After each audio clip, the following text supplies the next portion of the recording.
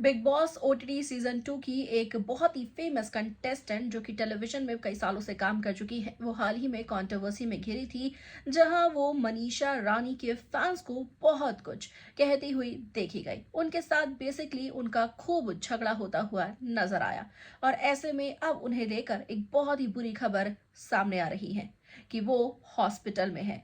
हम बात कर रहे हैं यहाँ पर फलकनाज की, जिन्होंने हॉस्पिटल बेड पर बैठे हुए लेटे हुए अपनी कुछ तस्वीरों को सोशल मीडिया पर शेयर किया और साथ ही साथ उन्हें आखिर क्या तकलीफ हुई है, किस वजह से वो हॉस्पिटल में है, किस चीज की उनकी सर्जरी हुई है, इसके बारे में बताती हुई नजर आई।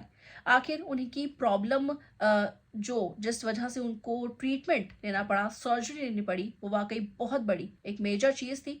लेकिन उसके बारे में बताने से पहले आपको वो बताना चाहेंगे कि फलकनाज अपने इस जर्नी के बारे में क्या कहती हुई देखी गई है।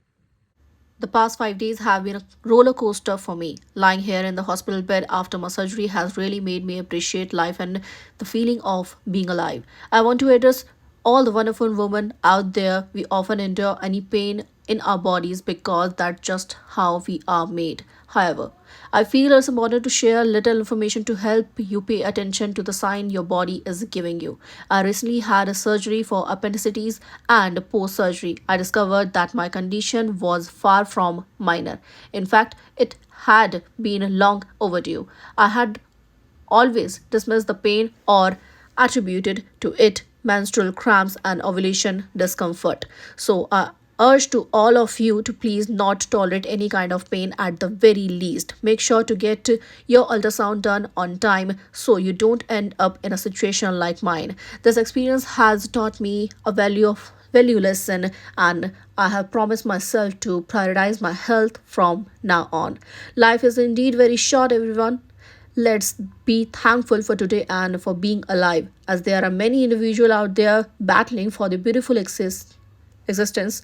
I have profound respect for those enduring various treatments and surgeries managing to survive. It's truly not an easy journey, I assure you. Lastly, I want to express my gratitude of each of you have been constantly praying for me and reaching out to check on me. Some friends supported me with their beautiful reflection on life, while others helped lighten my circumstances.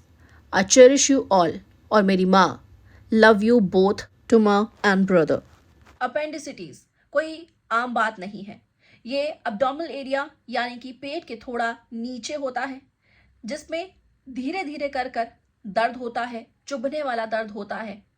ये continuously भी नहीं चलता, जिस वजह से तकलीफ समझ नहीं आती। लेकिन जब ये मेजर हो जाता है तो तकलीफें बढ़ने लगती है। इसके सिम्टम्स होता है डायरिया, एपेटाइट कम हो जाना, नॉशियस रहना पूरे वक्त। और अगर जो फीमेल के साथ ये हो रहा है, उन्हें ऐसा लगता है कि उन्हें पीरियड्स के क्रैम्प्स आ रहे हैं, तो वो इस चीज़ को समझ नहीं पाती। और ये एज के साथ साथ ज़्यादा तकलीफ भी देने लगता है। इसी वजह से इस चीज़ को थोड़ा निग्लेक्ट कर दिया था फलकनाज ने, ये सोचते हुए कि ओव्यूलेशन का कुछ प्रॉब्लम होगा या फिर पीरियड्स के क्रैम्प्स होंगे, जो बढ़ती एज के अंदर ज़्यादा तकलीफ देते हैं, खास तौर पर उन महिलाओं को जो कि फिजिकली ज़्यादा एक्टिव ना हो या फिर जो माएँ ना बन पाई हों अभी तक। तो ऐसे में ये तकलीफ निग्लेक्ट करना, नज़रअंदाज करना बिल्कुल भी सही नहीं है।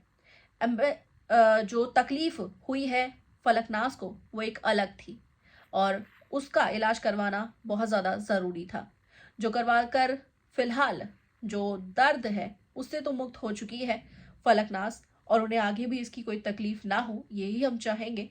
लेकिन वो जिस तरह से लोगों को ये मैसेज देती हुई नजर आई है कि अपने बॉडी पार्ट्स का, अपने लाइफस्टाइल का ध्यान रखना बहुत ज़रूरी है और किसी भी चीज़ को नेग्लेक्ट नहीं करना चाहिए, चाहे वो महिलाओं के लिए हो, चाहे वो मेन के लिए ही क्यों ना हो। आप क्या कहना चाहेंगे इस बारे में? कमेंट सेक्शन में ज़रूर लेकर बताइएगा। वीडियो को लाइक शेयर, चैनल को सब्सक्राइब के बिना बिल्कुल भी ना जाए।